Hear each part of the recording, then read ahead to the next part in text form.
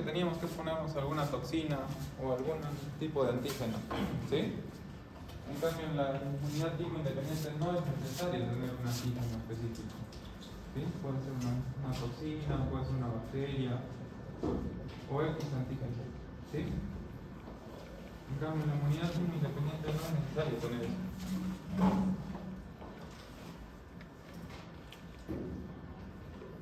¿Ok? Por eso se llama timo independiente. Otra diferencia pues es que la inmunidad timo dependiente necesita básicamente linfocitos T, ¿sí? En cambio la inmunidad timo independiente no necesariamente linfocitos T, puede ser la predominio de B. ¿Ok? ¿Algo más?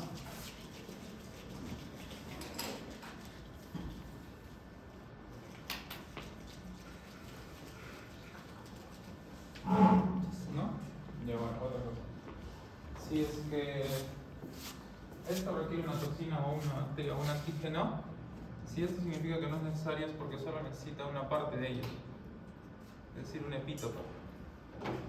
¿Ok? Puede ser el polisacárido, bueno, si lo quieren poner en español, puede ser un proteoglicano o algo de la membrana de esta bacteria o una toxina, ¿sí? ¿Ok? Ya, bueno, por ahí vamos empezando.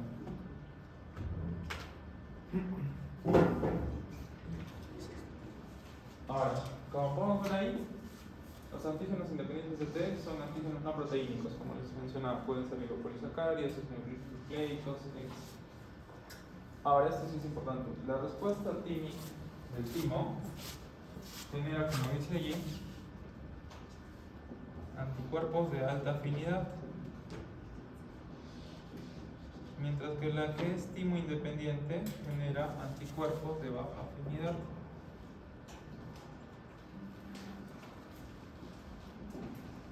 ¿Sí? Y esto nos lleva a una cuarta diferencia. ¿Cuál?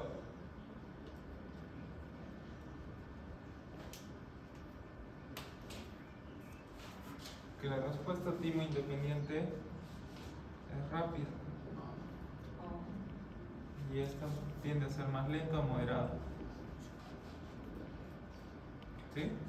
Ahora lo entendemos un poco más. Bueno, tiene diferentes tipos de antígenos dependientes de T, poca afinidad, escaso centro germinal y hemorragia. Como les mencionaba, puede ser dependiente de linfocitos B en su mayoría en las poblaciones, puede ser relacional marginal y en su mayoría viene la otra diferencia. Si esto es rápido, ¿qué es más rápido? ¿La IgM o la IgG? Exacto, por eso mencionan de que es predominio de IgM. ¿Acá? Y acá, como es lento o moderada, va a demorar en generar IgGs por un tema de inmunidad humoral. ¿Sí? ¿Qué más podemos rescatar de ahí? Bueno, los mecanismos de activación va a depender si activa o no complemento. ¿Sí? Recuerden que si es que activa complemento, la actividad va a generar este tipo de cosas, ¿no? La activación de una serie de cascadas.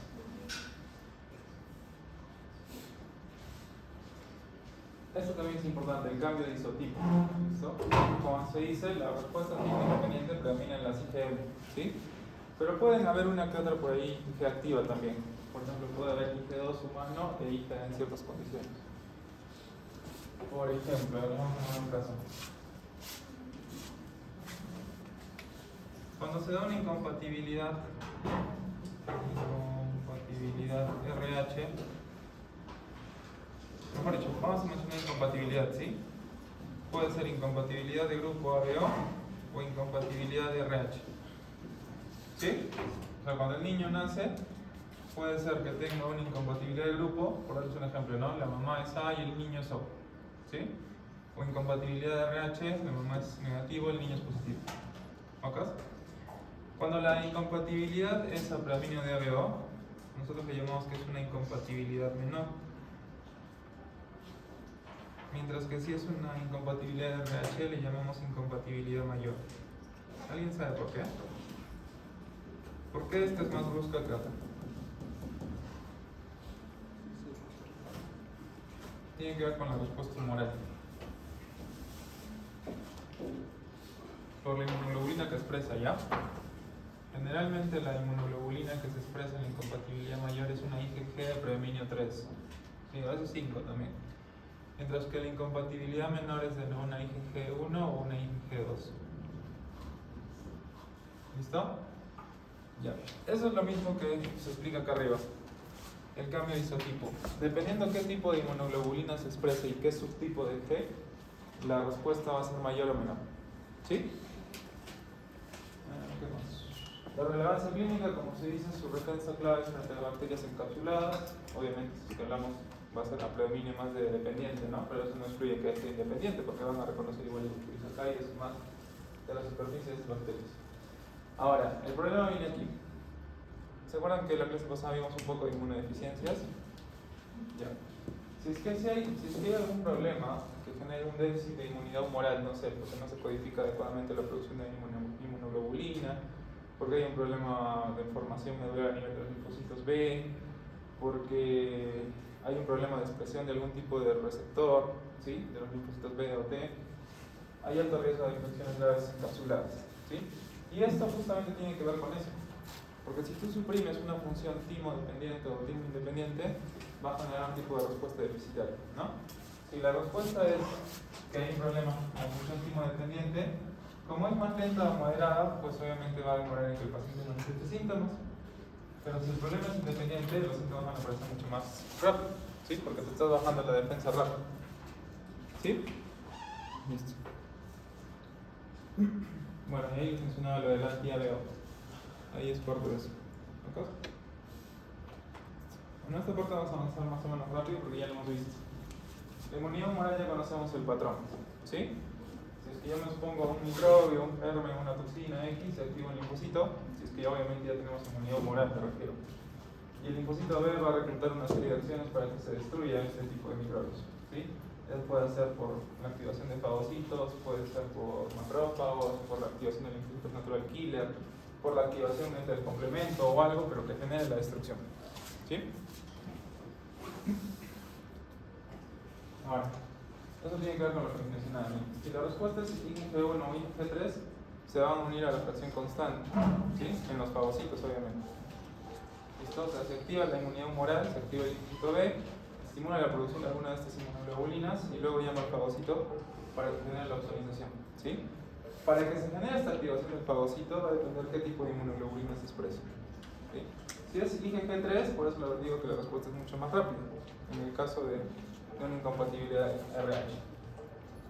Mientras que si la inmunoglobulina es M, es decir, estamos hablando de la función timo independiente, se da en menor grado, pero igual termina activando el complemento.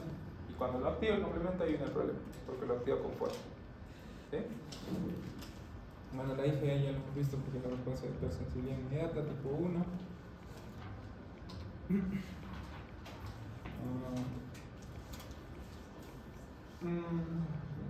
Esto tiene que ver con las mucosas. ¿Ya? ¿Se acuerdan de que mencionábamos, ¿no? La IgA está presente en todas las mucosas, sobre todo en la leche materna, en las mucosas orales, ¿sí? En la vía digestiva. ¿Sí? La neutralización va a depender de cómo se expresan estos anticuerpos. ¿Sí? Como les mencionaba aquí, los anticuerpos bloquean la entrada o unión a un microbio o toxina. Esto obviamente se nota en la mucosa cualquiera, ¿no? Digestiva o en la mucosa oral. La IgG agrega microbios, los atrapa en un moco, esto se va a nivel del intestino y favorece su eliminación. ¿Sí?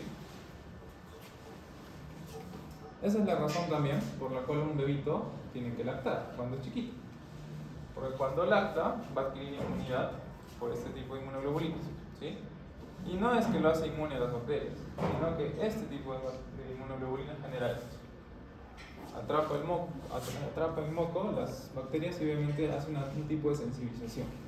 Ese bebito recién acaba de nacer, tiene un intestino que no está expuesto a microbios, ¿sí? Cada vez que está lactando en la leche de la mamá, tiene dos formas de adquirir un microbio. Uno, los que están alrededor del pezón, ¿sí? Y dos, cualquiera que se exponga luego cuando empiece una alimentación netamente enteral, es decir, me refiero a comida, ya no a leche, ¿sí? Y el hecho que el microbio sea atrapado por el moco hace que también se vaya sensibilizando ese intestino para que obviamente no sufra infección, ¿sí? Aunque al inicio se van a dar cuenta cuando el bebito va comiendo sus primeras comidas sólidas, va a tener diarreas, pero es propio de su sensibilización. ¿Ok? Bueno, eso ya lo hemos visto, la optimización, esto es cómo funciona. Esto sí no.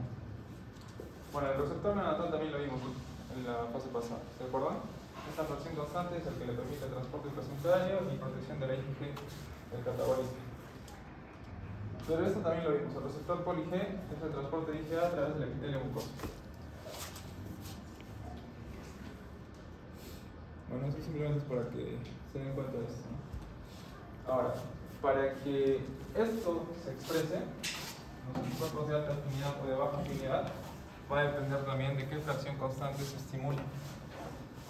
¿Sí?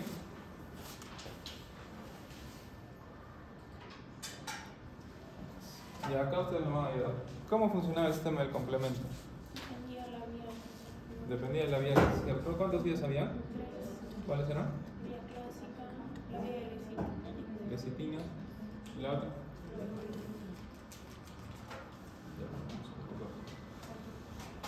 Ahí está. La mitad. ¿Sí? ¿Se acuerdan que cada uno dependía de qué se unía al otro? ¿Sí? Por ejemplo, en la vía alterna había un C3 que se tenía que convertir por la C3 convertasa, se terminaba uniendo y generaba esta fracción. ¿Sí? La diferencia con la vía clásica, ¿cuál era? Primero acá. Exacto. El estímulo de un anticuerpo, el estímulo de la vía alternativa que solo era con un microbioma. Y la vía de las lecinas era mucho más distinta que aparezca, pero se caracterizaba por esto, ¿no? Esa lectina.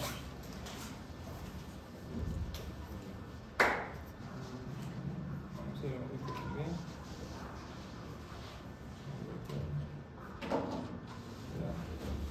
¿Se acuerdan cuál era la función de estos?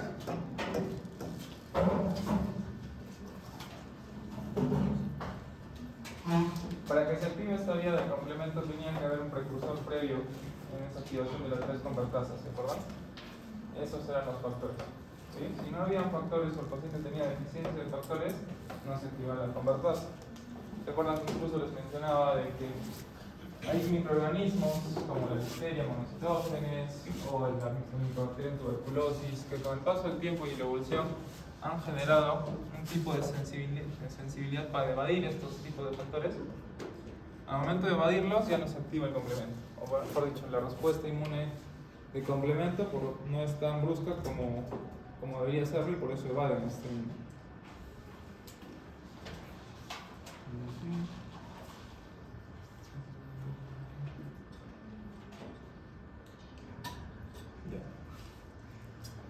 Si hay algo que tienen que recordar de esto, recuerden que cuando se activa la vía clásica del complemento, que de hecho es la primera vía que se va a activar, ¿sí? Porque es la exposición al anticuerpo. Una vez que se activa, el siguiente patrón de inflamación va a ser netamente por pentraxinas, ¿sí? Es decir, por proteína C reactiva. De hecho, esa es la razón por la cual nosotros lo pedimos en todo paciente que estamos viendo que tiene un patrón inflamatorio, ¿sí? Ahora, no es la única. Lo voy a anotar por acá, pero lo vamos a ir también.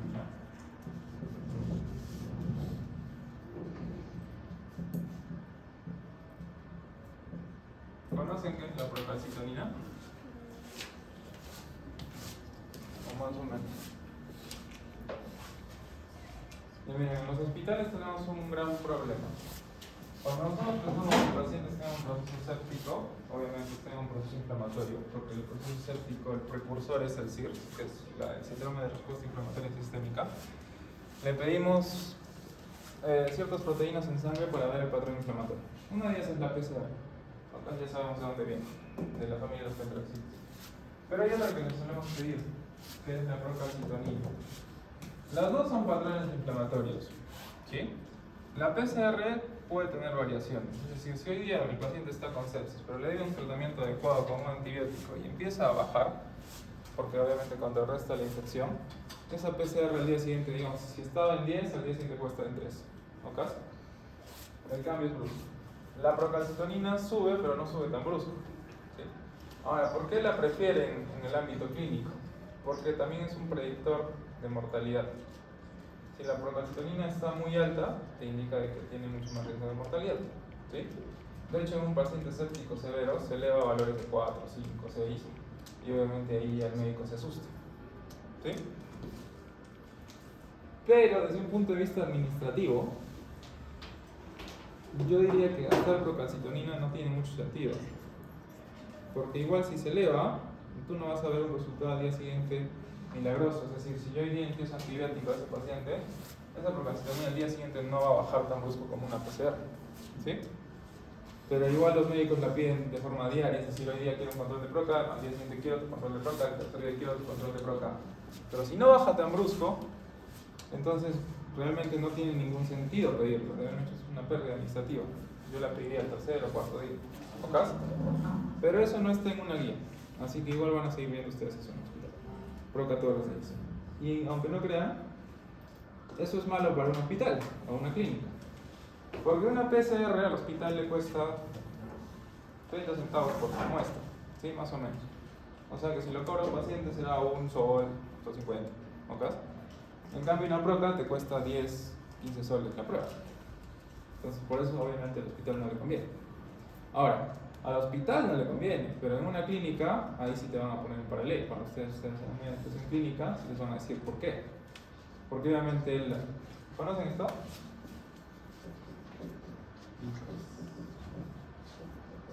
¿Saben la diferencia entre eso?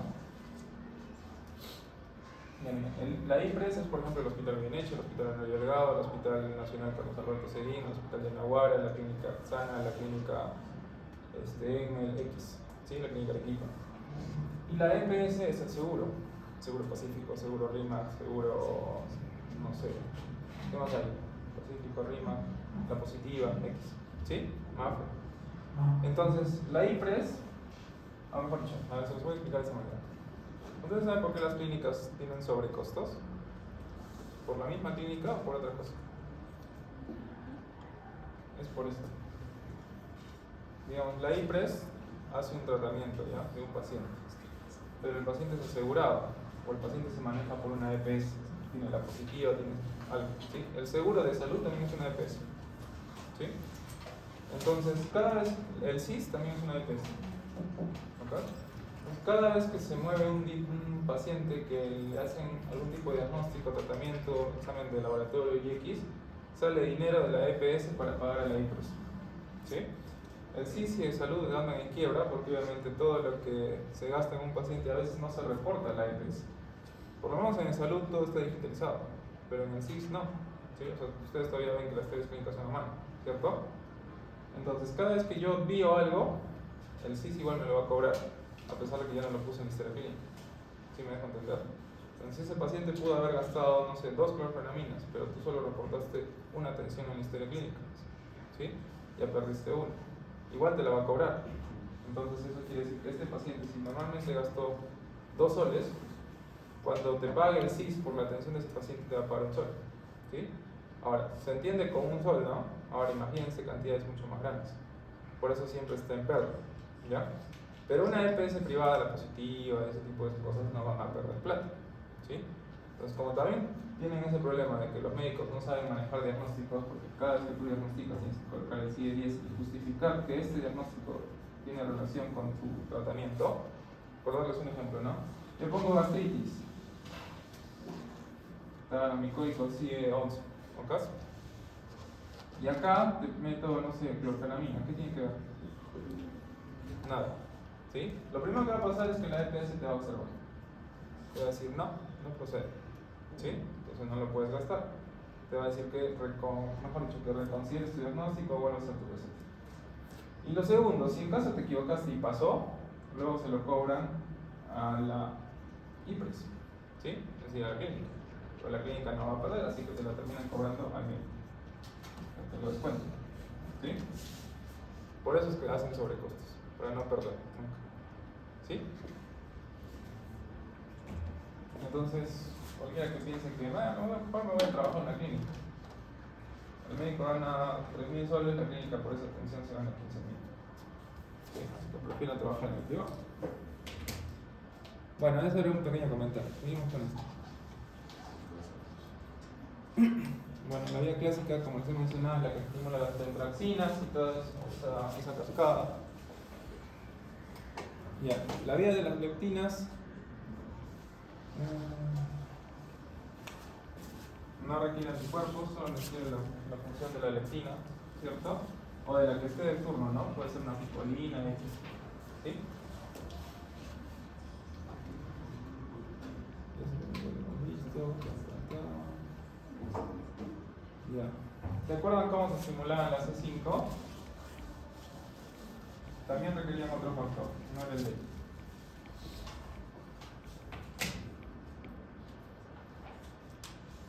¿No? Bueno, todo en cadena, ¿ya?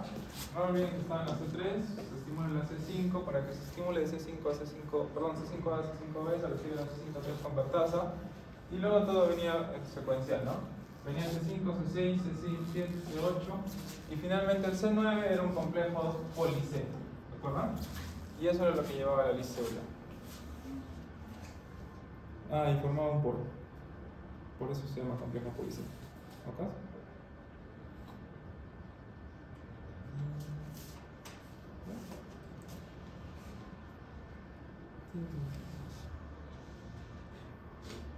Creo que eso ya lo cuento. Quería terminar eso rápido porque necesito que vayamos a esto.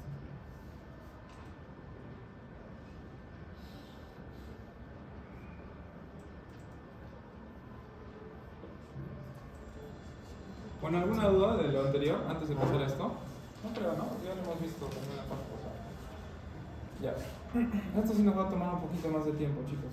Vamos a ver un poco de inmunología de trasplantes, ¿sí? Que es el capítulo 17 y el capítulo 18 que tiene que ver con la sensibilidad. ¿Ok?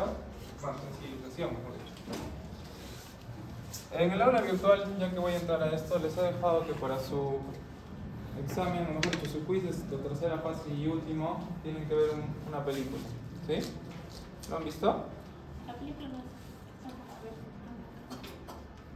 No está en Netflix, nada. Voy a tratar de buscarla ya. Y les paso el link. ¿Ok? Si no, veremos fragmentos. ¿Sí? ¿Pero alguien la ha visto? ¿De todos los que están acá? ¿El resumen? ¿Qué has entendido por el resumen, Alex? Se supone que era una niña que, o sea, ella era como que, bueno, había su hermana, es la que sufría de varias sustancias, no recuerdo qué enfermedad, y a ella la tuvieron solo para poder salvar a su hermano como un niño de repuesto, para poder hacer ciertos órganos para su hermano, y que ella estaba demandando a sus padres porque no le gustaba ese tipo de cosas, y sus padres se enojaron bastante con ella, pero ella tenía como un punto de que no estaba bien lo que hicieron sus padres, porque ella también merecía vivir, igual como cualquier otro niño. Sí, pero al final resulta que más que su propia decisión era porque su hermana ya no quería seguir viviendo porque ella estaba cansada de todos los tratamientos que le hacían. Entonces le pidió que haga eso para que, bueno, no culparla directamente a ella, algo así. Ya. Todo lo que han dicho es cierto. ¿Ya? Ahora, yo les pregunto, si ustedes supieran de qué van a morir, ¿qué prefieren hacer? ¿Morir rápido o morir lento? ¿Morir rápido? ¿Sí? ¿Alguna vez han tenido un familiar enfermo? Pero enfermo al punto que esté muy mal. ¿Sí? ¿Y se acuerdan de su dolor? ¿O de lo que se quejaba? ¿Sí? ¿Y alguna vez ese familiar les ha dicho que no quería seguir viviendo? ¿O que se va a morir? Bueno. ¿Qué? Depende. Claro, depende del paciente, ¿no? Pero generalmente los pacientes oncológicos, los pacientes hematológicos, que ya a veces no tienen un tratamiento seguro, te dicen de que prefieren morir antes que seguir sometiéndose a los procedimientos. ¿Sí? Ahora, la intención de ese video es relacionar el inmuno, pero también de alguna forma explicarles que la medicina es bonita mientras nosotros seamos los médicos, pero cuando tú eres el paciente no es tan bonito. ¿Sí? Porque imagínense que lo estén clavando todos los días en un hospital. Imagínense que tengan que lidiar con el carácter feo de la enfermera chinchosa que viene todos los días a gritar que por qué le ponen en la camilla así, que por qué no sé qué, que su medicación, señor, parece, ya ha ido al baño, que no sé qué, ya se bañó, no sé cuánto. ¿Sí? Ahora, imagínense en el mismo sentido, pero ahora con los médicos. Capaz va un médico bonito, ¿no? O médica bonita todos los días. Y te dice, señor, ¿cómo ha amanecido? ¿Cómo está usted? Corazón, no sé cómo, ¿no? ¿Qué tiene? Ahora vamos a examinarlo. Y va otro que te dice, a ver, pasa visita, ¿qué tiene? No, ya pasa, siguiente. ¿sí? Entonces, no es tan bonito. Y lo malo es que no todos somos iguales. Bueno, no es lo malo, sino que es lo bueno de la vida, solo que no todos somos iguales. ¿Sí? Entonces, hasta ese tipo de cosas deprime a un paciente.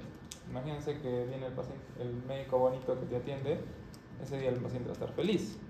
Pero el día siguiente viene el médico que nadie quiere, ese día el paciente ni siquiera va a estar querida echado en su camita. ¿Sí? ¿Ok?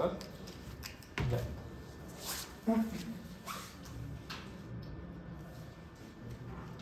Ahí, ¿qué quiero que vean? Ya. Lo primero es que tenemos que definir los tipos de trasplante. ¿Sí? Siempre recuerden esto. Existen 4. Bueno, en realidad existen estos 3 importantes, pero acá en esta imagen le han puesto uno más. ¿Sí? El autotrasplante. Es muy poco común. De hecho, está mal. Está mal escrito.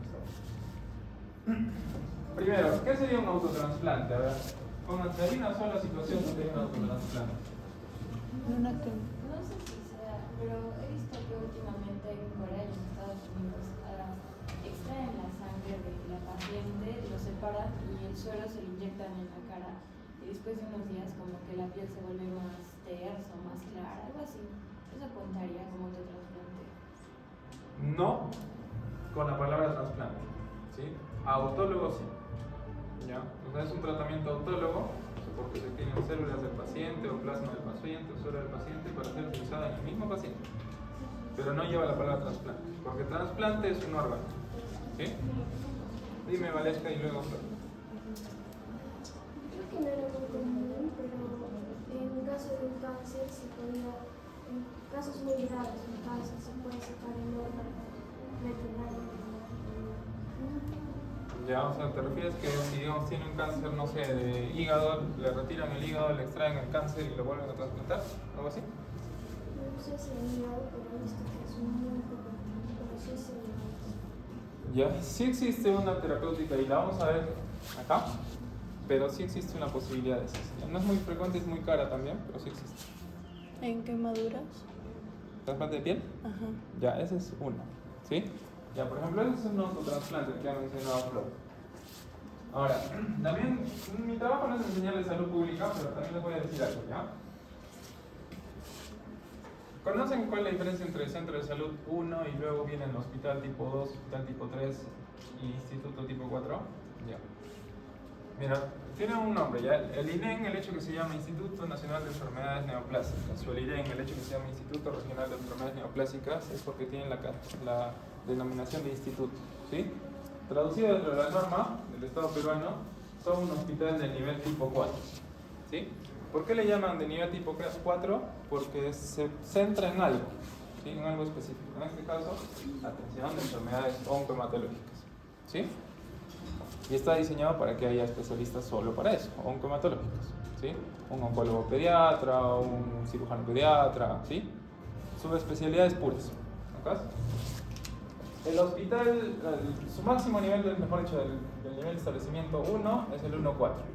Es todo lo que llega a centro de salud, ¿sí? Por ejemplo, ustedes se van a un puesto de salud, puede ser un 1-1, puede ser un 1-2, hasta ahí, ¿sí? El 1-1 necesita no necesariamente un médico a tiempo completo, ¿sí? El 1-2 sí tiene que tener médico, el 1-3 ya es un centro de salud y el 1-4 es un centro de salud que hace por lo menos internamiento 12 horas, ¿ok? Por ejemplo, ahí tienen Hunter, tienen Mariano Melgar, si no me equivoco, Alto Misti, ¿sí? Son 1-4. Después, el hospital 2 es un hospital que ya tiene especialidades, por lo menos más de 3 o 4 especialidades puras, ¿sí? Y el hospital 3, ahí viene lo que en medio del asunto, es aquel hospital que tiene la capacidad, que tiene especialidades y más, y sobre todo que hace trasplante. ¿Ok? Ahora yo les pregunto, ¿el hospital Goyeneche hace trasplante? ¿Alguna vez han visto que hace trasplante de riñón, trasplante hepático, algo de eso? ¿El hospital Hernán Delgado han visto que hace trasplante? ¿El hospital Yacuay? ¿El CASE, que son los de salud? Sí hace trasplante, ¿no? Hace trasplante renal, hace trasplante corneal, ya por ahí no podemos tener pérdida, ¿sí? Entonces, ¿por qué el Honorio Delgado y el Hospital Goyeneche son llamados hospital tipo 3 si yo no veo ningún tipo de trasplante? Porque la piel es un órgano, como dice Flor, y tiene unidad de quemados. Entonces, basta que hagan simplemente ese procedimiento de que, digamos, es un paciente gran quemado y le saquen un poco de piel del muslo para ponérselo en la zona de la quemadura, ya califica para ser hospital tipo 3. ¿Sí? A mi parecer, un vacío legal, ¿no? Porque ni el hospital Honorio Grau ni el hospital Goyeneche, a mi parecer, merecen ser llamados hospital tipo 3. ¿Sí? Pero hace el vacío legal, o sea, la piel es un órgano y cumple como trasplante. Por eso tienen esa denominación. ¿Ok? Listo. Ahora, pero volviendo a lo que hacemos. El autotrasplante sería ese ejemplo que hemos mencionado con Flor. El trasplante singénico. Gemelo siguiente. ¿Sí? El trasplante singénico es de gemelos idénticos. ¿Ok? Si se dan cuenta, este es el hermano de este. ¿Sí? Comparten alta capacidad de tener HLAs compatibles. El trasplante halogénico, exacto, de una persona extraña a otra. ¿Sí? Este puede ser un donante fallecido, cadavérico, o sea, falleció en un accidente de tránsito, puso en su DNI donante de órganos, terminó donando un riñón, una córnea, ¿sí? Un parte de hígado, ¿ok? A un paciente vivo. Halogénico, ¿sí? Y xenogénico, ¿qué se entiende? De corazón, cuando se hace lo de los órganos, puede ser porcina o de bovino o la que es metálica. Mientras venga de un animal, califica para ser xenogénico, ¿sí? ¿Y si es la válvula esa que es de inyectar algo así? No, eso no es trasplante, eso sería un implante. Parece Porque no tiene, se refiere a que no tiene material biológico, ¿cierto? Que puede ser un material como titanio, plata, oro, ¿sí? Eso simplemente le han puesto un implante, ¿ok? En cambio el otro tiene un trasplante de válvula biológica, ¿ok? ¿Sí? Ya. Y esto, Alison, ¿no? Porque ten en cuenta que el trasplante es órgano, ¿sí? Eso es una porción del órgano, ¿ok? Ahora, dentro de los xenogénicos, ese era un boom hace por lo menos 20 años, ¿ok? Por darles un ejemplo. En aquellas épocas se pensaba de que, por ejemplo, en un paciente gran quemado le ponías piel de pescado y regeneraba la piel. Sí, ya eso era xenogénico. El primer trasplante de corazón xenogénico también fue algo parecido. Fue un corazón que lo cultivaron en un chanchito, ¿sí? Luego obviamente el chanchito lo sacrificaron, le sacaron el corazón humanizado en teoría y se lo trasplantaron al paciente. Murió a las pocas horas, pero fue el primer intento. ¿Sí? La primera transfusión de sangre, la sangre es un tejido, ¿verdad? Califica como órgano, ¿cierto? La primera transfusión de sangre fue de ¿cómo llamarle? Una oveja, ¿sí? Un carnero en realidad, a un humano. Se murió a las pocas horas, ¿sí? Pero también clarifica. ¿Ok? No se olviden de eso porque eso sí es importante. Ahora, cuando el trasplante, la mayor parte de estos son los que van a ver. La posibilidad que nosotros tengamos un gemelo idéntico baja, ¿no? Muy pocas personas tienen un gemelo idéntico. Entonces, si nosotros estuviéramos enfermos, es muy probable que nuestro trasplante va a ser aloantígeno, o sea, halogénico, de una persona donadora hacia nosotros, ¿sí? Ahora, como se dice ahí, ¿no? La mayoría de los antígenos que estimulan las respuestas inmunitarias adaptativas frente a los injertos son proteínas codificadas por genes polimórficos que difieren entre los individuos. ¿Qué significa CMH? Mayor, ya. Ahí viene el problema de por qué hay la mayor parte de rechazos halogénicos. Para que yo tenga el color de ojos marrón versus, no sé, ¿quién aparece? Anna Taylor-Joy, que tiene los ojos medios azules. ¿Por qué ella tiene los ojos azules? ¿Porque tiene un gen que codifica para los ojos azules? Porque nosotros somos policitrónicos, somos polimórficos. Es decir, tenemos varios genes que codifican para una sola función, ¿sí? Por ejemplo, ella tiene los ojos azules porque probablemente tiene varios genes que se unen y codifican por esos ojos azules, ¿sí? ¿Acá? Pero ahí estamos trasladándonos a lo que mencionó Mendel, ¿verdad? Es el padre de la herencia, ¿cierto? Ya, donde había los tipos de segregación, ¿se acuerdan? Las leyes de Mendel. Lo cual implica de que uno, somos polisistémicos, polimórficos, tenemos varios genes que codifican para algo. Y ahí viene también el detalle por lo cual es tan difícil que no nos comportemos como las plantas. Mendel calificó todo eso en base a plantas, ¿se acuerdan? Solo veía plantas que se unían una tras la otra y en blanca más rojo salía rosa. ¿Sí? Nosotros no solo somos eso, porque Mendel habló de estas palabras, ¿cierto? Codominancia, dominancia,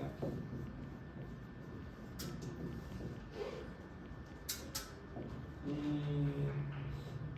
recesivo. ¿Cierto? Cosas que también aplican para nosotros.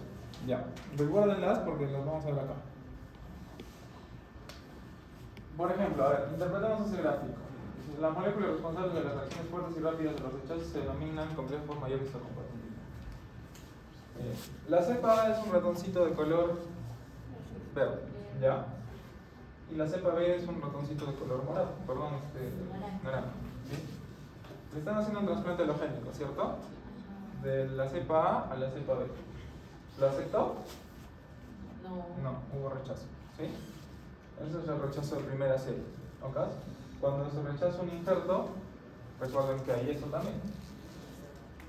Acá dice rechazo de injerto día 3, día 7, ¿ya? Pero nosotros en medicina le llamamos enfermedad de injerto contra el huésped agudo.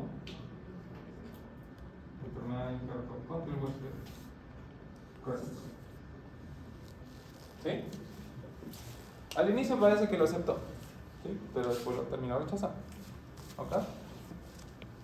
Ahora, esto no va a ser netamente dependiente solo del complejo de compatibilidad, va a depender de los linfocitos B o T. ¿Sí?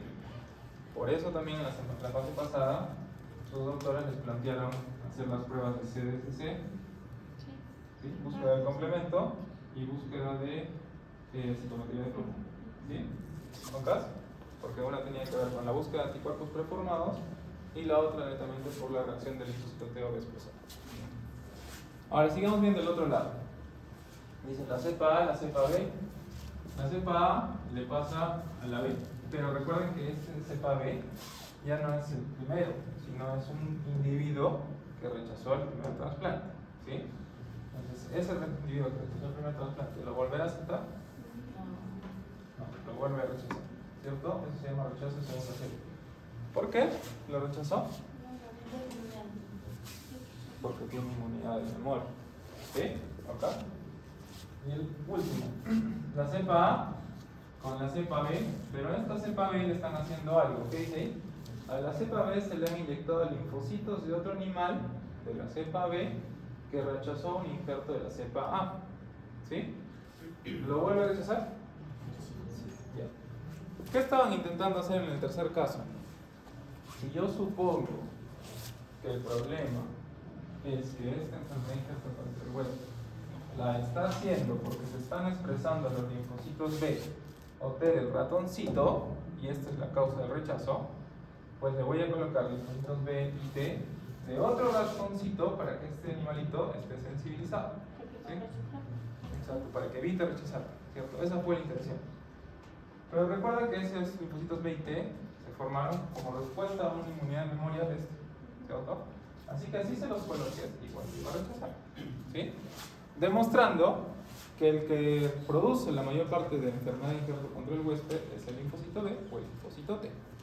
¿Sí? ¿Ok? A pesar de que pueda haber incluso HLAs compatibles, ¿cierto? Porque eso ya es función netamente no de genética, sino de inmunidad. ¿Sí? Ahora. Por eso le dan inmunosupresor. Exacto.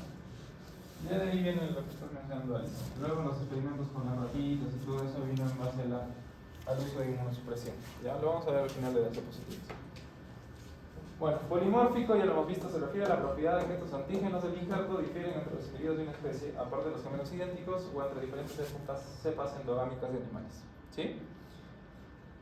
La expresión codominante significa que cada individuo hereda genes que codifican estas moléculas de los dos progenitores. ¿Sí? La película que les he mencionado, de hecho, también habla de eso.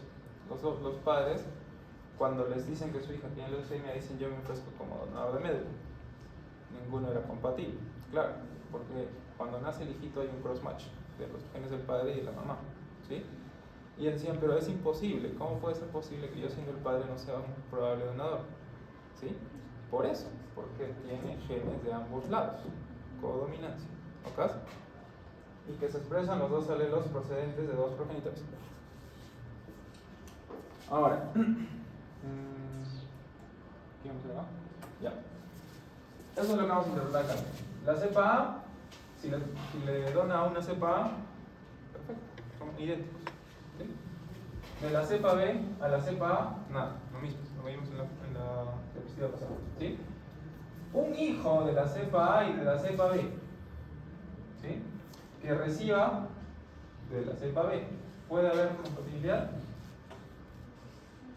El híbrido F1 no rechaza el injerto de la cepa parenteral endogámica. En este caso no, porque tenía genes compatibles con el padre. ¿Sí? ¿Un hijo le puede donar al papá? Lo rechazó, ¿sí? Porque el hijo es la mezcla, ¿sí? Entonces este tiene genes codominantes para los del papá y de la mamá. Cuando le quiere donar al papá, no pudo, ¿sí?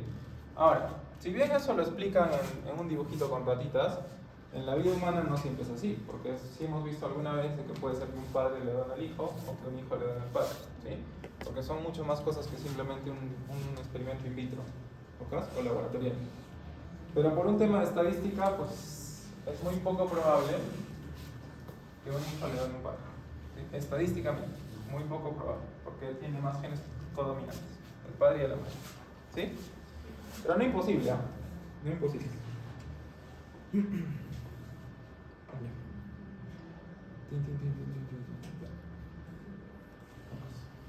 ¿Qué tenemos que ver, no?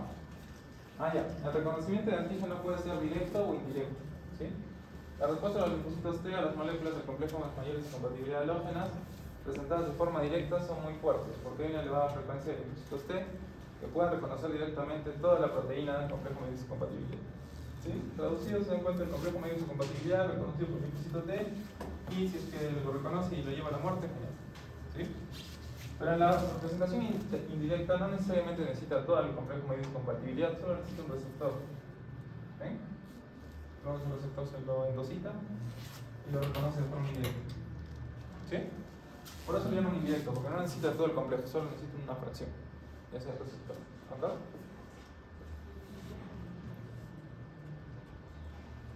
Entonces, nuevamente, el reconocimiento directo puede mostrar no solo los péptidos extraños de las células del donante, sino también los péptidos propios. Estos complejos péptido propio y complejos mayores de compatibilidad extraño pueden activar los linfocitos T. Puesto que estos complejos no se expresan normalmente en el timo ni en los tejidos periféricos, no han participado en la selección negativa de los linfocitos T. Eso sí es importante. ¿Ok? Toda esta parte de la compatibilidad va a depender mucho de la respuesta humoral timo dependiente o independiente que hemos visto, ¿sí? Pero en su mayoría no depende de esto, porque en el timo no hay selección negativa de linfocitos T, ¿sí? No hay esa retroalimentación como hemos visto en las otras fases, ¿ok? Por el contrario, los linfocitos T específicos frente a péptidos propios mostrados por moléculas propias del complejo de compatibilidad son eliminados por selección negativa en el timo y por mecanismos de tolerancia periférica.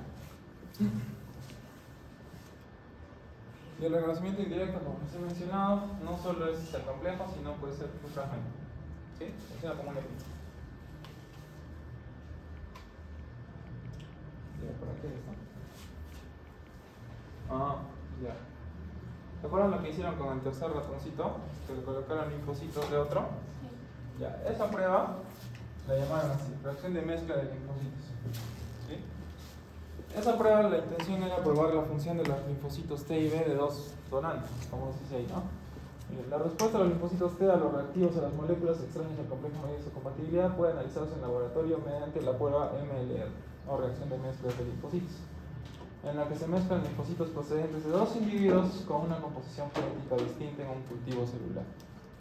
Los linfocitos T de uno de los individuos se activarán por el reconocimiento de las moléculas halógenas del complejo mayor de compatibilidad situadas en las células del otro. La prueba MLR se usaba en el pasado en la práctica clínica como una prueba predictiva de rechazo de injerto, antes de las que hemos visto en la fase 2. ¿Sí? Y como un modelo de laboratorio para estudiar los mecanismos de la reactividad. Pero en la actualidad tiene sobre todo un valor histórico. ¿Por qué ya no se sigue usando?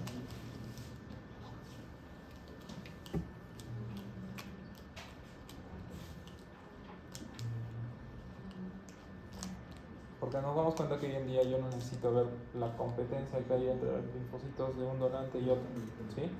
Yo necesito ver muchas cosas más. Parte genética, si es que hay coincidencia, actividad de esos linfocitos T o B, para eso la prueba de la citometría, y presencia o no de anticuerpos preformados con la prueba de complemento CDB, ¿sí? ¿Okay? Pero lo del complemento ya no se usa, o sea, no es tan específico como la citometría. Claro, ya no es tan específico, pero aún así la siguen utilizando porque la intención es seguir viendo si hay anticuerpos preformados. No te sirve de nada trasplantar si el problema no va a ser el trasplante, sino el paciente.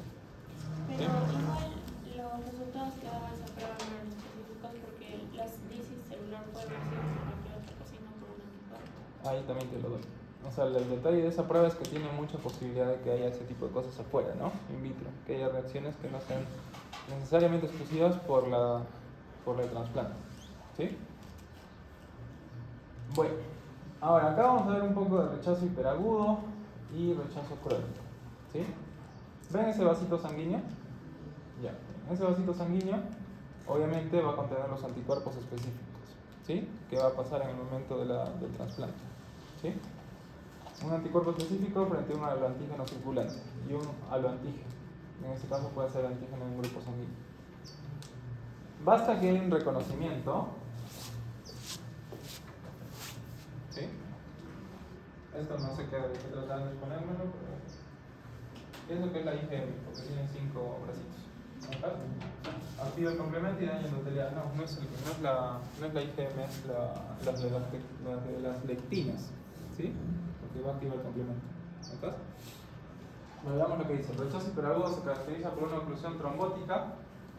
Esa es la causa del rechazo, ¿sí? El rechazo hiperagudo no es tanto por el hecho de que se activan los linfocitos T y B. O sea, sí, pero recuerden que lo que va a generar rechazo es que ese órgano no va a poder subsistir, se va a morir. ¿Cómo se va a morir si no le llega circulación sanguínea? ¿Sí? Genera oclusión trombótica de los vasos del injerto, que comienza a los pocos minutos u horas desde que se anastomozan los vasos. Del receptor a los del injerto, y está mediado por anticuerpos preexistentes en la circulación del receptor que se unen a los antígenos endoteliales del donante. ¿Ok? ¿Sí? ¿Se entendió?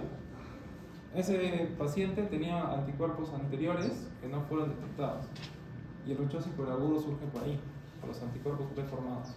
Cuando identifican los antígenos o aloantígenos de otro trasplante de una persona donadora, van a empezar a unirse uno al otro, formando complejo antígeno-anticuerpo, inflamando los vasos sanguíneos como respuesta a la activación del complemento, evitando el paso de sangre hacia el órgano trasplantado y por lo tanto lo rechaza. ¿Sí? Pero es hiperagudo, así que se da en las primeras horas.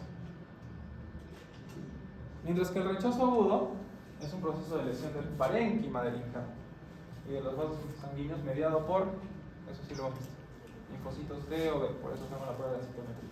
¿Sí? Acá ya no hay anticuerpos preformados. Acá los linfocitos T y B del donante se acaban de activar porque han reconocido algo como extraño, ¿sí?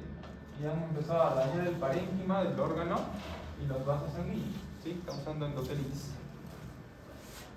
¿Sí? ¿Se entiende? Ya.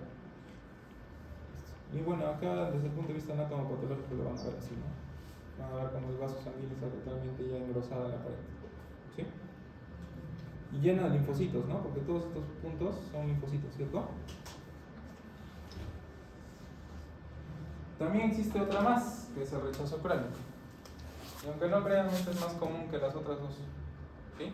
A veces, como mencionaba Alison, yo hago el trasplante, le doy inmunosupresión y parece que el trasplante está funcionando, ¿cierto? No lo rechazó en las primeras horas. Pero pasa por lo menos unos 15 días y el paciente nuevamente, otra vez, cuando se hizo un trasplante renal, empieza a subir otra vez la creatinina, a subirse la urea, lo acaba de rechazar el riñón, ¿sí? Está en rechazo crónico. Y es más o menos parecido a esto. ¿Ven el vaso sanguíneo? Normal, su endotelio. ¿Ven cómo está acá? totalmente engrosado. Eso es un rechazo crónico. Es una lesión dominante en los injertos vascularizados, la oclusión arterial, como resultado de la proliferación de células musculares lisas de la íntima, si saben la íntima, ¿no? La pared de la arteria, y los injertos fracasan finalmente, sobre todo debido a una lesión isquémica resultante. ¿Ok?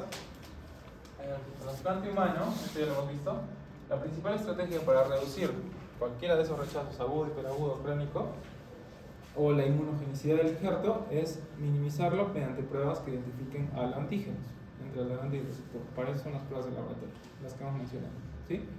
Para evitar el rechazo hiperagudo, acá viene lo que hemos visto, se seleccionan los antígenos del grupo sanguíneo ABO del donante para que sean compatibles con los del receptor, ¿sí? Por eso buscamos que el donante sea ABO compatible.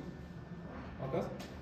En los pacientes que no necesitan al injerto también se estudia la presencia de anticuerpos preformados contra moléculas de complejo medio de compatibilidad para evitar el rechazo hiperagudo.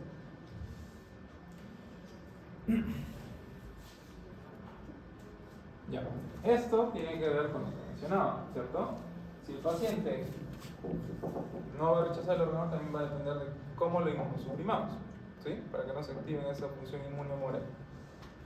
Existen diversas formas. Unas son los corticoides, ¿sí? Otras son los inmunomoduladores, otras son la ciclosporina y ese tipo de cosas, ¿sí? El tacrolimus, el librolimus. Y básicamente, ¿por qué funcionan estos? Porque regulan las funciones inhibidoras, ¿se acuerdan? CTLA4 y PD1, ¿sí? Por ejemplo, ahí, los inhibidores de las vías de transmisión de las señales del linfocito T, tenemos los inhibidores de la calcineurina, la ciclosporina y el tacrolimus, que inhiben la transcripción de algunos genes en los linfocitos T, sobre todo los que codifican citocinas como la interleucina 2, que evita la función inflamatoria, ¿sí? Fármaco inmunodepresor, rapamicina, hoy en día llamado más sirolimus, inhibe la proliferación del linfocito T mediada por el factor de crecimiento.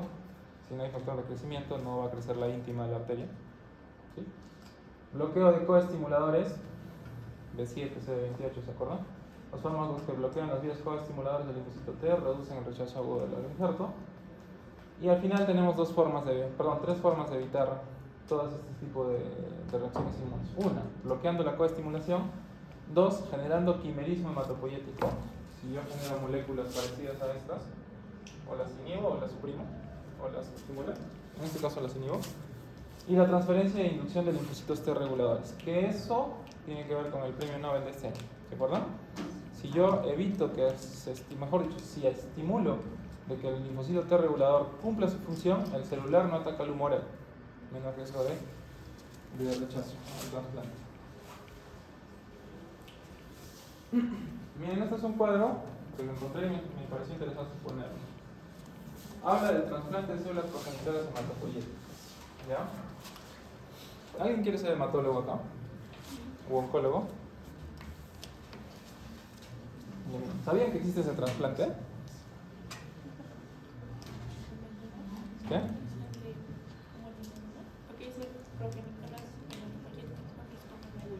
No. En médula ósea, literal, sacas una biopsia de un pedazo de médula, se lo colocas a un paciente que lo requiera y él empieza a sintetizar nuevas células, ¿sí? Acá lo que estás trasplantando son los productos de la médula. ¿Sí se acuerdan que durante toda la fase hemos visto de que el glóbulo rojo tiene una célula madre troncal que hace que se diferencie y produzca glóbulos rojos, una megacariocito, parte de las plaquetas, leucocitos, y cada uno se diferencia en cada tipo de leucocito, ¿sí? Linfocito, monocito, X. Yo puedo trasplantar solo las células madres troncales, ¿sí? Las células madres hematopoyéticas, es decir, yo a un paciente común y corriente, que sería yo el paciente donador, me estimulan, ¿sí? ¿Con qué? Con estimuladores de células, filgastrin, por ejemplo, haciendo que mi médula ósea genere más células progenitoras. Mi paciente tiene deficiencia de esas células, porque no las produce.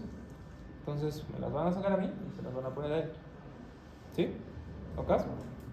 Esa es una forma, hacer trasplante de células progenitoras hematopoyéticas. En algunos tipos de leucemias funciona, no en todos. ¿Ok?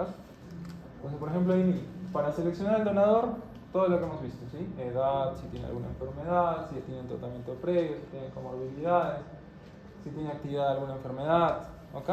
Residual. Que ver si ha recibido algún trasplante de sangre. Transfusión. Transfusión de sangre. Exacto, todo eso ahí entra, ¿ya? 2. Los factores del trasplante, la fuente celular, la compatibilidad del donador, que también se hace una prueba de HLA, la dosis, porque esto va a ser como un fármaco, o sea, literal me van a sacar células, pero me van a sacar una cantidad específica, así que va a ser como colocar un fármaco, va a ser una dosis específica, cantidad de células por mililitro, ¿sí? Régimen de acondicionamiento, depresión de linfocitos T. ¿Cuáles son los que se encargan de la mayor parte de la inmunogenicidad del trasplante, como has visto? Los linfocitos. Entonces tengo que trasplantar células madre progenitoras que no tengan ningún rasgo de linfocito T, porque en el momento que pasen van a generar la enfermedad de infarto contra el huésped, ¿sí? Que no haya inmunosupresión y más, ¿ok? Una vez que yo trasplanto las células progenitoras hematopoyéticas en una unidad de trasplante, ya, acá viene el primer problema, ¿sí? ¿Por qué no lo hacemos acá en Arequipa? Primero, porque es costoso. 2, porque necesitamos personal capacitado. No solo del laboratorio que se encargan los patólogos clínicos de ver que sean células adecuadas, sino también de los hematólogos, porque ellos son los que van a hacer el trasplante. ¿Ok? Y la razón principal, porque no tenemos ambientes puros.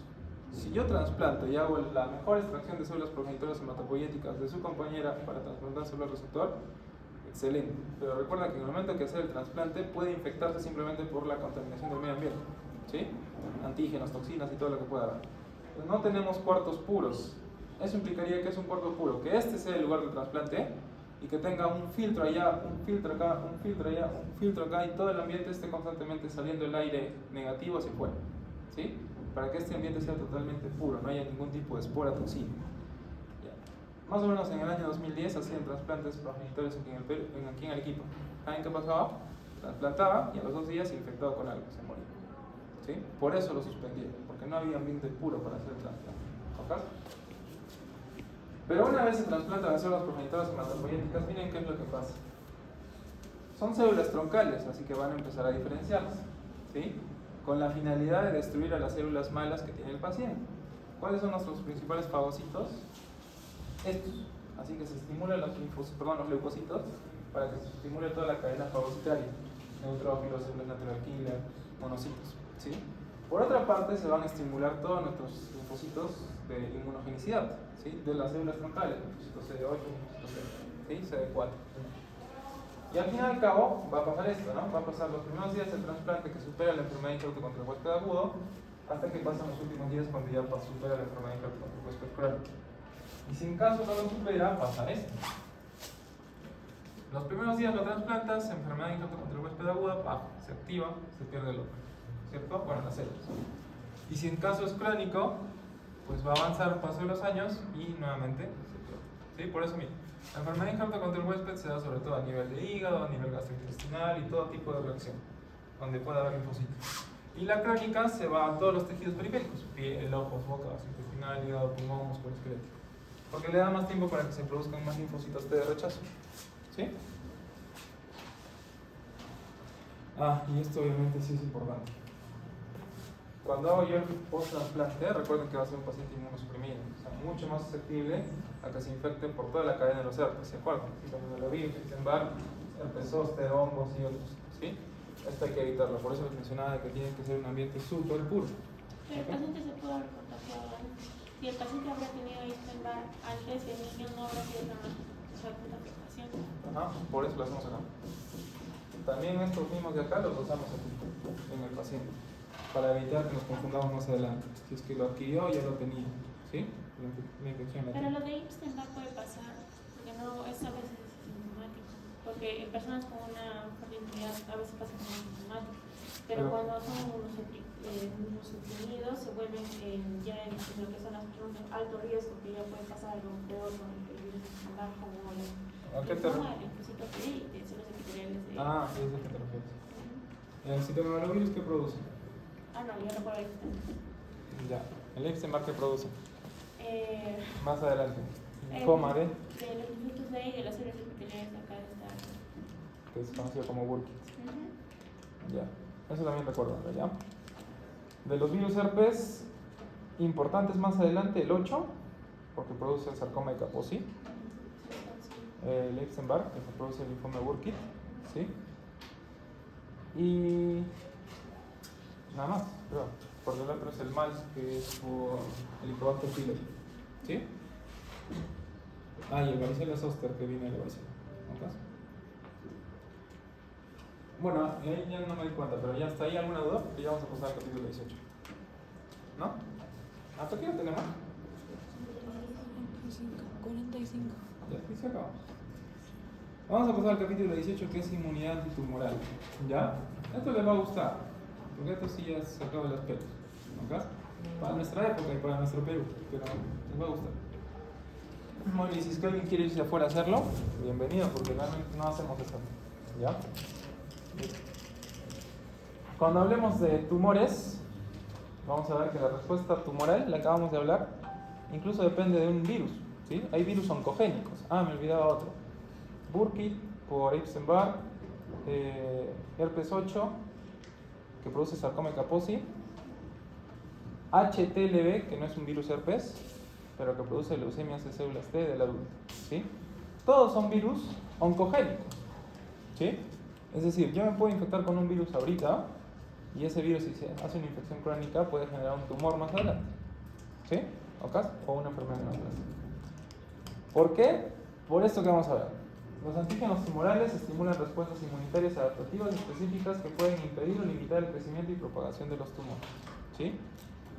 El hecho de que nosotros no tengamos tumores porque tenemos mitosis, ¿cierto? Nuestras células se dividen por ciclo celular, mitosis, meiosis. Si este ciclo celular se desregulara, todos tendríamos tumores. ¿Sí? Por ejemplo, el paciente que tiene neurofibromatosis tiene eso. Tiene tumores por todo el cuerpo porque no funciona su respuesta mitótica y mediática. ¿Sí? Pero el hecho de que nosotros no los tengamos es porque nuestro sistema biológico es inteligente. Tenemos genes supresores tumorales, P53, PRB. Tenemos respuestas inmunes que evitan que se activen respuestas tumorales, linfocitos T y linfocitos B activos. ¿Sí? Y tenemos patrones genéticos que evitan la producción de tumores, ¿no? ARNs interferentes, microARNs, ¿sí? Que los hemos conversado también. Las respuestas inmunitarias adaptativas ineficaces para los cánceres pueden superarse mediante estrategias terapéuticas que estimulan esa respuesta. De modo que pueda activarse el linfocito T antitumoral para que mate de forma eficaz a las células tumorales. ¿Sí? ¿Ven lo que pasa allá, no? Lo único que yo estoy interpretando es que acá me están dibujando un patrón de citometría de flujo en base a CD3. ¿Sí? Me están diciendo, en estos puntos rojos, la respuesta es mucho mayor porque hay una respuesta del linfocito T, CD3 alto. Mientras que en estos puntos hay una respuesta del linfocito T bajo, CD3 bajo. ¿Sí? ¿Acá?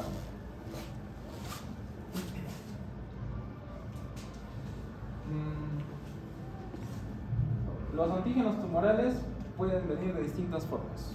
Esta es la que acabamos de hablar. Por virus. ¿Sí? Genes que se inducen por virus y que generan una neoplasia más adelante. Este es un problema a nivel de nuestro ADN. ¿Sí? A nivel del ADN se ha estimulado algo que ha hecho que se sigan reproduciendo más células. ¿Ok? Célula tumoral. Y esto es una célula que se estimula con algo. Por un ejemplo, ¿no? Este paciente ya tenía una mutación genética que hizo que se reproduzcan las células, genera un tumor más adelante. Este paciente no tenía nada en el ADN, pero generó haciendo un tumor por un factor externo. ¿Sí? Ejemplo. Soy un minero informal en Puno. ¿Sí? Me he expuesto a metales pesados toda mi vida. Desde que tenía 20 años que trabajaba en minería ilegal. A los 40 años me termina saliendo un tumor, no sé, neuroendocrino. ¿Sí? ¿Por qué fue? Porque me he expuesto a metales pesados toda mi vida. ¿Sí? Entonces, tres formas que se generan los tumores. Por un factor netamente ambiental epigenético, por un factor netamente genético o por un virus. ¿Ok? Bueno, también puede haber una bacteria acá, pero acá lo puse como ejemplo el virus. ¿Sí? Y cualquiera de los tres ha evadido la respuesta inmune, ¿cierto? Porque si no lo hubiera evadido, pues esto se hubiera terminado con la supresión. ¿Ok?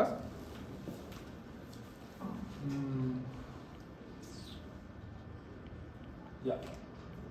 Bueno, y cuando es un antígeno tumoral nuevo en el cuerpo es un neoantígeno, ¿cierto? Porque es nuevo. Las proteínas celulares expresadas en exceso, algunos antígenos tumorales son los productos de los genes que están silenciados en las células normales Ligas reprimidas en las células tumorales son proteínas producidas por células normales, pero producidas en cantidades excesivas por tumores. ¿Ya? Acá, por ejemplo, tenemos ejemplos. ¿Conocen este aquí? No creo, porque todavía no han visto medicina ni gineco. Pero los cánceres de mama, alguna vez se los expliqué, es porque hay una mutación a nivel de ese gen, ¿sí? Del HER2-NEM. Es un gen netamente hormonal, así que si es que se expresa, genera una enfermedad tumoral, ¿sí? Cáncer de mama, valga la redundancia, de término hormonal, ¿sí? Entonces, que más tiempo tengas, digamos, lo que es el estrógeno más pequeño y más tarde en pasarse lo que sería la regla hasta que llegues a lo que es la menopausia, en ese lapso, si es más tiempo, más estrógeno y hay más probabilidad de que te traigas. Sí. ¿Sí? Eso lo han visto en fisio, ¿cierto? Ya, también lo van a ver en gineco. Y traducción, Alison, como médico, ¿qué es eso que acabas de decir? ¿Qué le dirías a un paciente o a una paciente? Básicamente es por el tiempo a su producción de estrógenos, por los tratamientos de estrógenos que tenían por bastante tiempo. Por lo que ha empezado antes la menstruación y su menopausia ha llegado muy tarde. Ya, pero a ver, yo no soy mujer, pero imagina que soy mujer, ¿ya? Yo soy tu paciente. No te entendí ni un cacho. Traducido al español, como para que lo entienda, porque yo soy el paciente. ¿Qué? Ahí estaría difícil. No tanto, tienes que explicarme. Mira.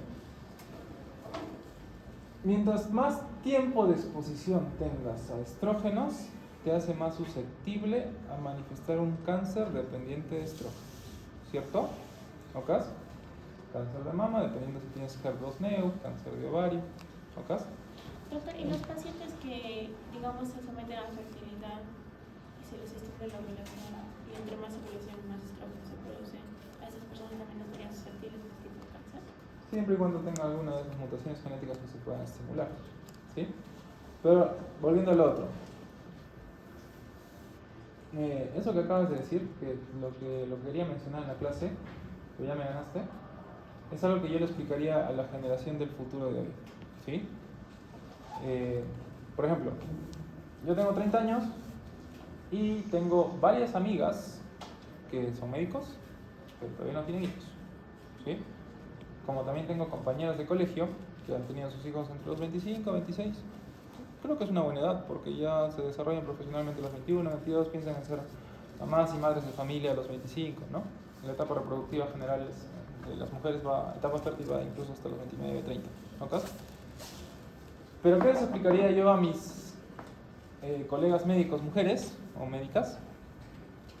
Cuidadito y sobre todo yo me haría mis controles ginecológicos, ¿sí? Porque mientras tú tengas más exposición y tiempo de exposición a estrógenos, te es susceptible a desarrollar alguna que otra neoplasia dependiente de estrógenos, ¿cierto? Todo lo comparado con la otra compañera. Ella tuvo periodos progestacionales importantes, los previos durante el embarazo y los dos años después en el periodo de la lactancia, ¿sí? Y postparto, o sea, cuando es puérpero. O sea, tuvo un periodo más o menos entre 2 a 3 años donde no tuvo exposición a estrógenos. Eso es un factor protector, ¿sí? Para evitar que aparezca un cáncer de mama más adelante y más, ¿sí? Entonces, aunque no lo crean, cuando lleven epidemia van a llevar ese tipo de factores protectores. Pacientes multigestas que han tenido muchos hijos tienen menos probabilidades de desarrollar cáncer de mama, ¿cierto? Porque han tenido más estímulos progestacionales en su vida. Todo tiene un contra, ¿verdad? Más factores de riesgo para hacer prolapso uterino, porque han tenido muchos más bebitos en la pancita. Va a tener incontinencias urinarias, porque puede haber cistoceles. Y ese tipo de cosas, ¿sí? Comparado con la otra mujer que no ha tenido hijitos pronto, tiene mucho más riesgo de hacer cáncer de mama, porque va a tener mucho más estímulos estrogénicos, pero también va a tener menos riesgo de prolapso uterino, porque solo va a tener un hijito o no ha tenido, ¿sí? ¿Ok? Eso es lo que quería que le expreses a tu paciente, ¿ya? Que le expliques eso. En ambos lados, aunque haya tenido hijos, existe la probabilidad de cáncer. Sí, entonces hay un patrón genético y si hay un patrón preexistente, sí, ¿sí? Lo otro simplemente es epigenética, factores ambientales, ¿ya? Y esto que les voy a explicar también es importante que lo conozcan porque ustedes son médicas y médicos, ¿sí? Cuando vean a una amiga suya que toma las pastillas anticonceptivas como chocolate, porque ya sea la que utilice las de 28 días, ¿sí? Los anticonceptivos orales, o las que, digamos, se le pase la mano y cada cierto tiempo se meta su pastilla al día siguiente, ¿sí? Que lo recomendable es 2 veces al año, ¿sí? Pero se mete, digamos, 10 veces al año. Recuérdenle que los anticonceptivos orales, al ser hormonas, estimulan el endotelio, la hace más proclive a tener enfermedades vasculares como trombosis venosa de miembros inferiores, y si es que eso pasa, también trombosis pulmonar, ¿sí? Entonces, el uso crónico de anticonceptivos orales es un factor de riesgo para trombosis venosa profunda y tromboembolismo pulmonar, así que cuidado también cuando tengan ese tipo de pacientes, ¿ya? Y también, como le están dando más hormona, la predispone a cáncer más adelante, ¿sí? Entonces, ese tipo de cosas tienen que planteárselas a sus pacientes al frente y decirles, ¿sabes qué? Esto que estás haciendo puede tener riesgo a futuro. Puede. No significa que vaya a pasar, pero puede. Ahora, si puedes, también evita. Ya. Entonces, esa es una, por expresión de genes, ¿no? Hormonales. 2, por patrones de metilación, ¿se acuerdan? Las metilaciones o desmetilaciones es lo que nos lleva a que se exprese un gen, ¿sí? Ya, eso también puede generar la aparición del tumor. Los beneficios son las acetilaciones, no tanto las metilaciones, las acetilaciones. Y 2, la expresión de una proteína, expresión. Antes, en biología molecular seguro lo han visto, decían hay que buscar el gen en este gen hay que buscar dónde están las bases que están mutadas y ahí está el problema del cáncer, ¿sí? ¿Se acuerdan? No solo es eso, no solo es buscar y ver qué tanto se expresa, que tiene la capacidad de expresar una proteína anómala, ¿sí? Entonces es otra forma, expresar una proteína. Por ejemplo esto, ¿no? Si es que el paciente tiene tirosinasas activadas o una expresión mayor, tiene más riesgo de hacer melanoma, ¿cierto? Entonces, ese tipo de cosas también hay que ver.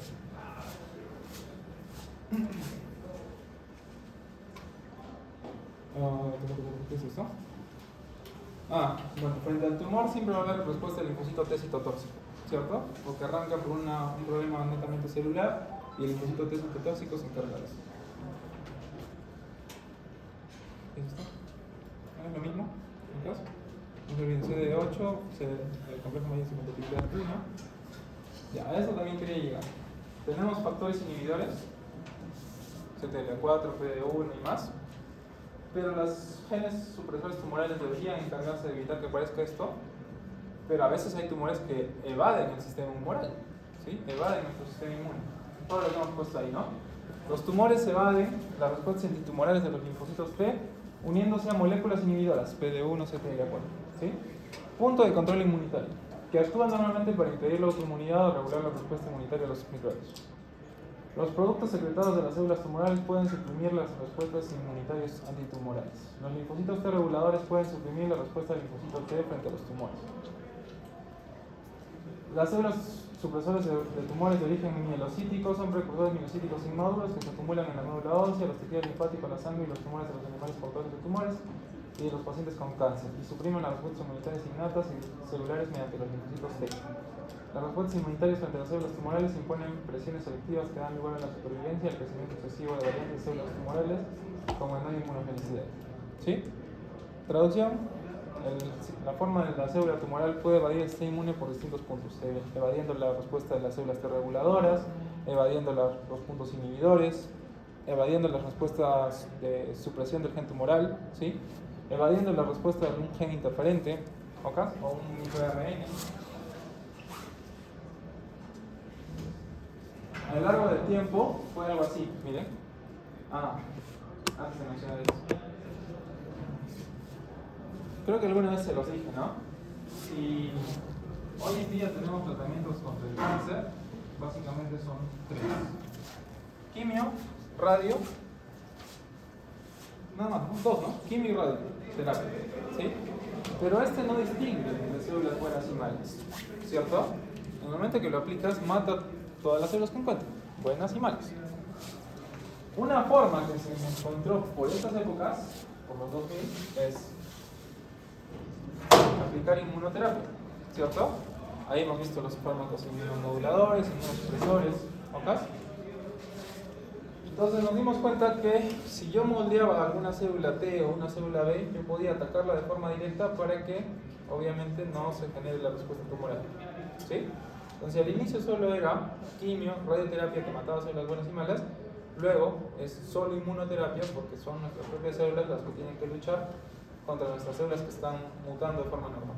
¿Sí? Y ahí la inmunoterapia fue avanzando. Al inicio simplemente eran fármacos como los hemos visto, inmunomoduladores, que evitan el punto de inhibición, anticuerpos monoclonales, generar fármacos solo contra el PD1, generar vacunas específicas, hasta que surgió esta terapia, las células T, o las células del receptor quimérico, ¿ok? Antígeno quimérico. ¿Y les he explicado alguna vez qué es un CAR-T? ¿No?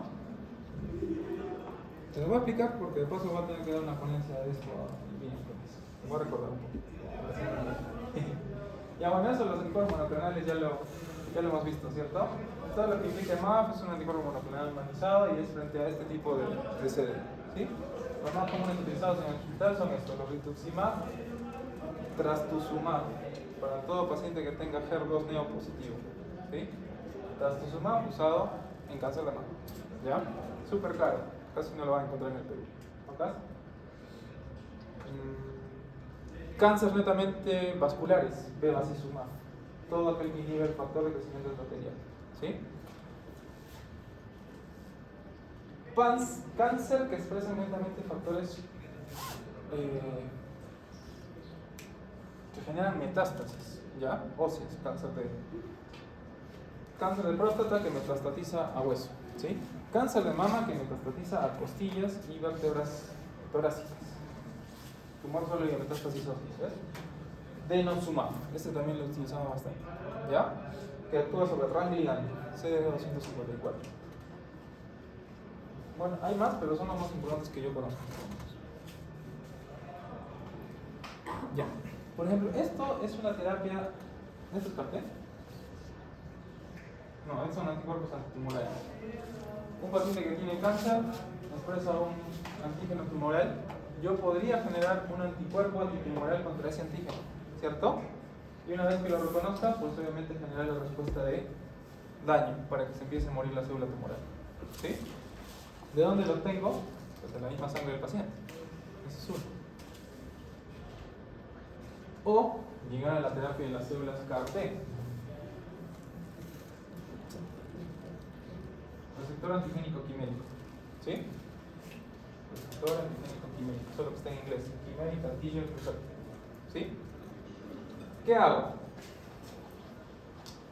Sí les dije que yo puedo estimularme y producir mis propias células troncales hematopoyéticas, ¿cierto? Puedo estimular al paciente también para que estimule sus propias células tumorales, es decir, sus propios linfocitos B, sus propios linfocitos T, ¿cierto? Le extraigo de su propia sangre los linfocitos B y T. ¿Ok? No en un tubito, pues. Esto es una prueba laboratorial. En bolsas de sangre, literal. ¿Por qué? Porque necesito una cantidad masiva de linfocitos T y B que yo pueda modificar. ¿Sí? Hemos aprendido genética, ¿cierto? Entonces, si yo tengo un tumor, este tumor es un antígeno tumoral. ¿Sí? Lo puedo obtener y dosar. Cuando yo obtengo un linfocito T o un linfocito B del paciente, voy a agarrar su estructura genética, donde tiene ADN,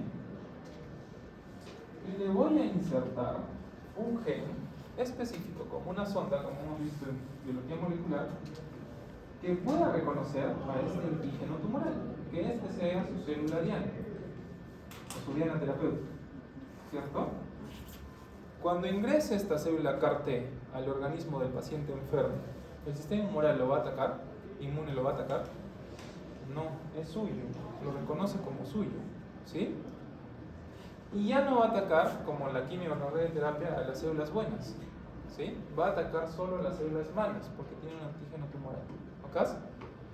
Y así surgió la terapia de las células CAR-T. Son linfocitos T modificados que atacan un receptor quimérico, un receptor antigénico quimérico, ¿sí? ¿Ok? Y obviamente, bien, luego a ese paciente le transfundo sus propios linfocitos CAR-T y empieza a ver el daño a la célula tumoral.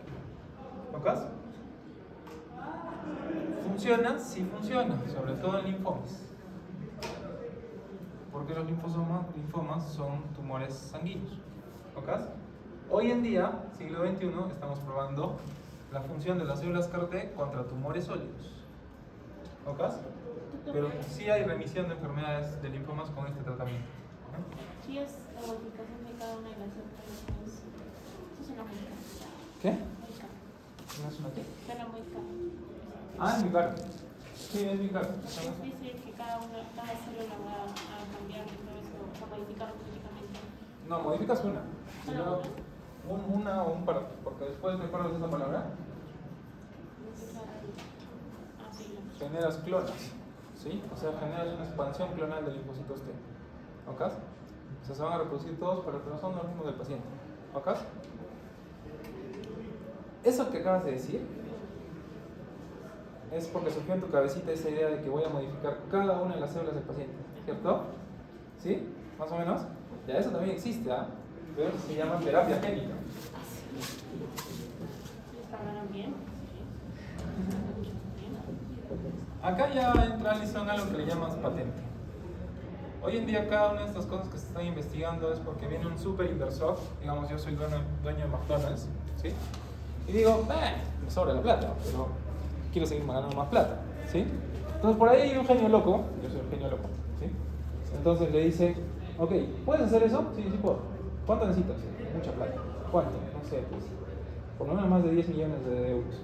Ok. Te los pongo.